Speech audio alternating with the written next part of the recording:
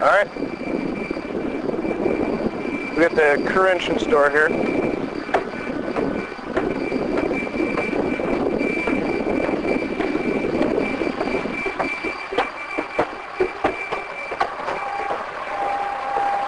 Leads us to the forward lower lobe. Down here is avionics and aircraft systems. Come up to the main deck. Turn left. Here you have the galley and the flight attendant section, where we prepare meals in flight. And then here's the NCA, or National Command Authority office suite. We have communications and accommodations for VIP travel. We support the SecDef. You can see he has his own closet, dressing area, bathroom.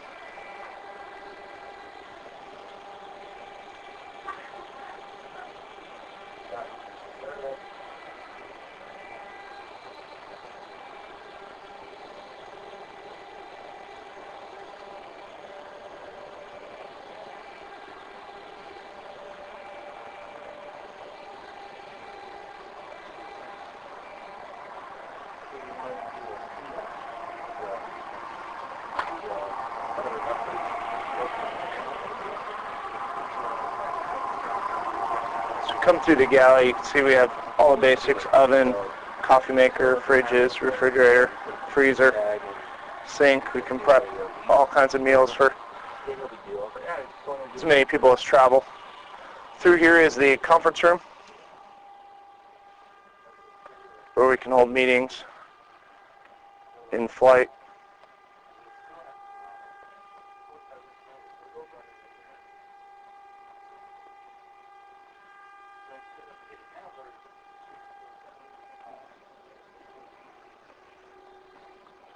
Then here's the press area.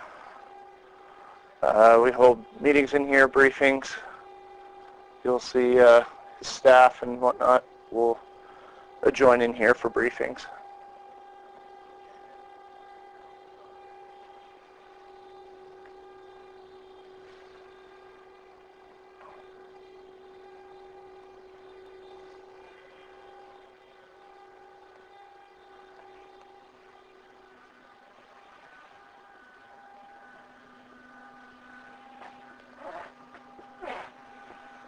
This is the battle staff area, where we have a planning staff for SecDef. As you can see, it's a converted 747-200, and some of the stuff we kept from when it was originally built, like the overhead bins. This one is a 74 model.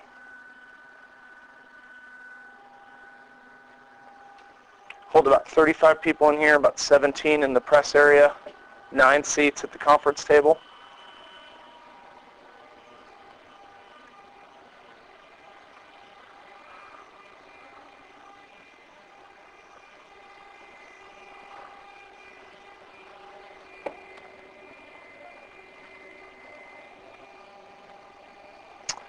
These are printers and copiers in order to you have access for computer stations, workstations, so they can do anything. It's a working office. They have all kinds of telephone, computer, printer, copy, fax, anything you'd need in order to conduct business. It's at their disposal here.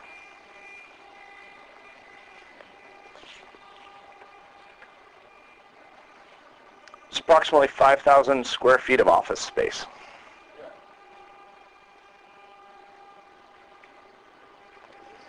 What you see there, those are the flap hinges. As the flaps come down, those canoes help support the flaps as they come down, allow us to slow our approach speeds.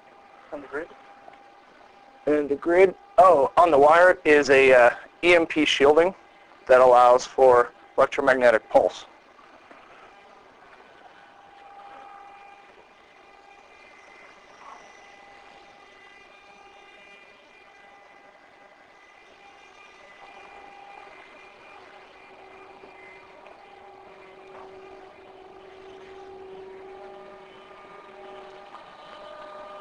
So we step into here. This is the comm support area. This is where we allow all that communication for the staff to do their planning.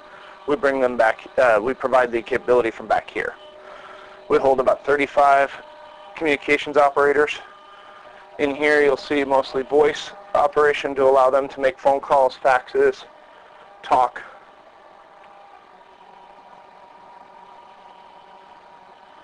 Kind of a step up from your AT&T operator.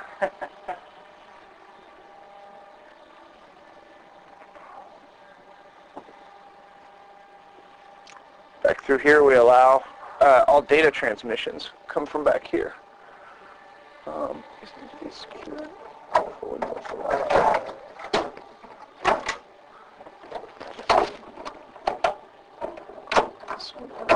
Okay.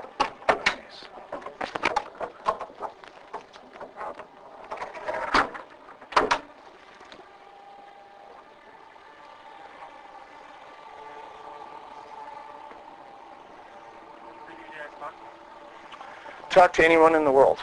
If they have a phone, we can talk to them. So from anywhere, and the key is right here.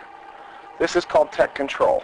This is where they monitor and control all the systems of the communications and the back end. So all cooling, pressurization, all radios, all electrics, all goes through these points here.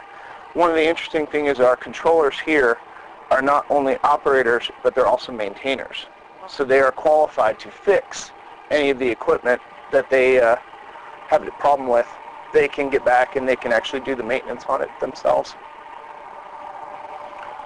And then finally back here we have one last operator position.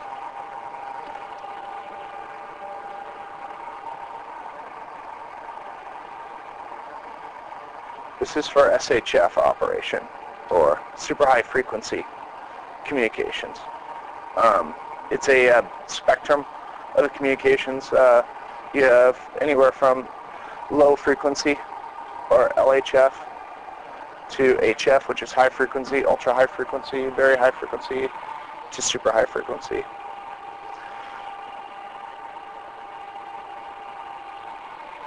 So they provide that capability, which gets us around the world communication.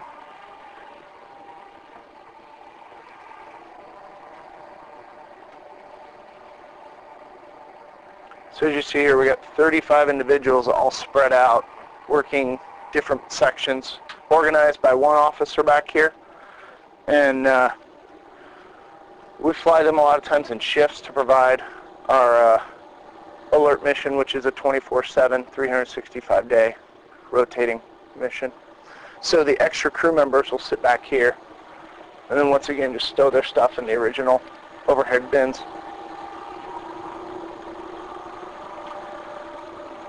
57 cases of MREs on board our airplane, in case you get hungry. And then we've got 14 bunks available for in-flight crew rest, so that we can do our long missions.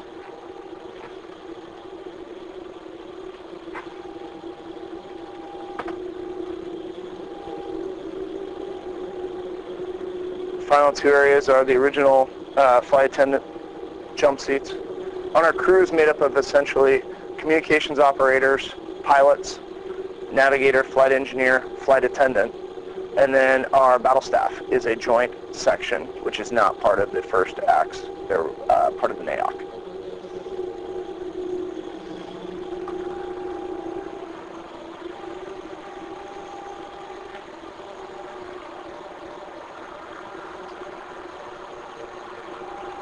What I'll do is I'll take you from here and we'll go downstairs to the lower lobe section, which originally on a 747 cargo airplane would have been for bulk cargo and aft cargo. We've converted it into more aircraft systems are down there, but also our trailing antenna wire. What we can do is we can trail an antenna behind the aircraft up to about 5 miles behind. And what that does is it sends a signal around at very low frequency, which you can see right here. It looks like speaker wire. Sends a signal 2.5 times the Earth, about 20,000 watts. It's trailed out by a metal basket similar to what a drogue would be on an air refueler, pulled out by that. And it's operated from this section here. Just watch your head on that latch. These are the original aft bulk loading doors.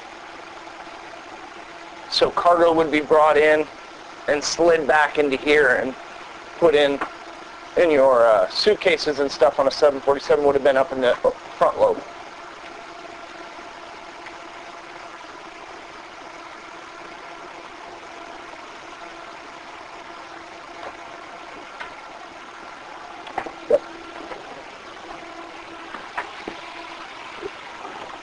What you do is you basically have a bunch of gauges here where you're watching the pressurization, the stress on the drogue, making sure that it stays within tolerances. And then you have a periscope there that looks down the back of the airplane so you can actually see the drogue as it trails behind you.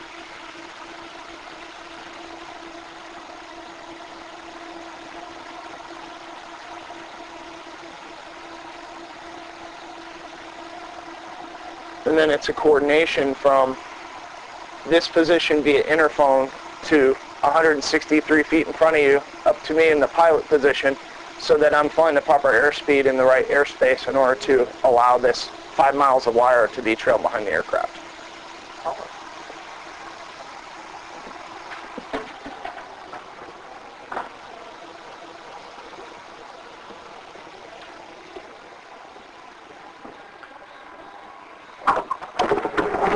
The other doors. That was the aft bulk door. This is the aft cargo door, which would have brought cargo then in this direction, which we can still use for loading, should we desire it.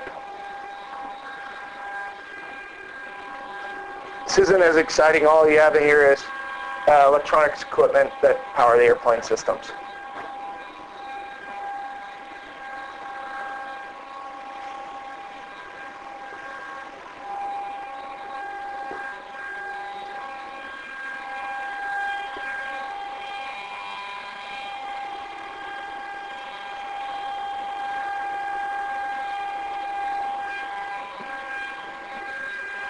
Mm-hmm.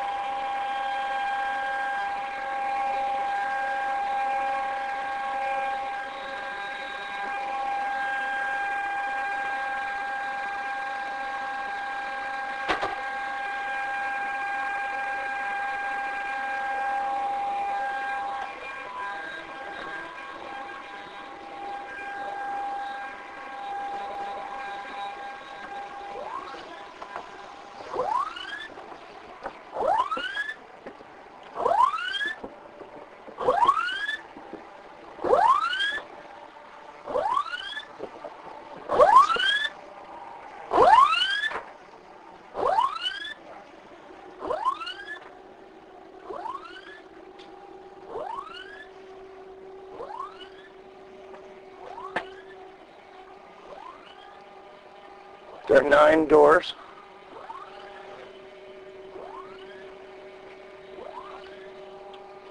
We have 9 exit doors. The reason there's not 10, there's 10 on a normal 747, is we have the other door, as you can see, blocked by that equipment. We don't carry enough to require all 10 doors. We don't carry enough people.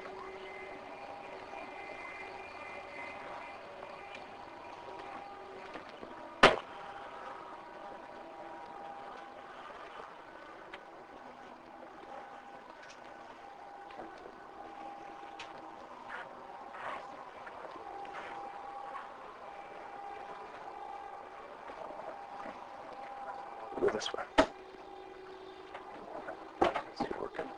Okay, they're working in there. Just going to show you behind this, before we modernized to screens, we originally had projections and a slide, actual, no kidding, 35 millimeter slide projector. And there's a position in there for a technician to sit there. And as you push this podium slide light, it lights up in there and they hit the next slide. So it used to show next slide. So you'd hit the button and it would cue the technician in there to sit and key to the next slide. So it's kind of historic, kind of one of our original. I'm sorry, he's working in there. Now it's all plasma screen, so. Yep.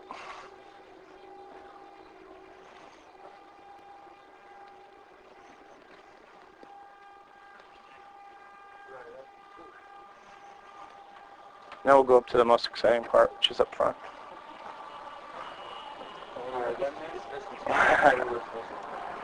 Excuse me, guys.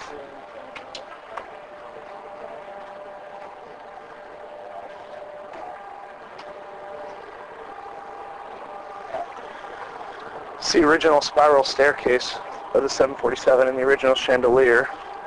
You even have the little rope comes out of here to tell people not to be up in first class because this was the first class section. It doesn't get utilized, but that's still the original. What you have back here is our upper rest area, which we hold our maintenance personnel that we carry on board, and then crew rest facilities here. All the way to the back, we have 2 more bunks back here.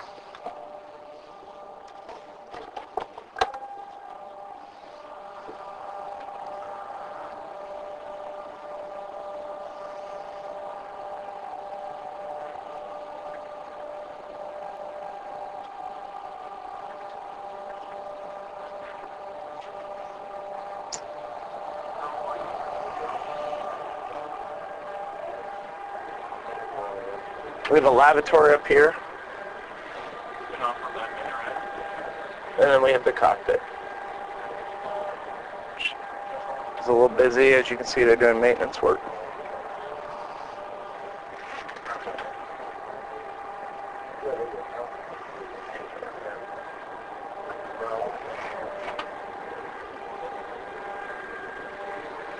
Can actually get better shots when we come out later.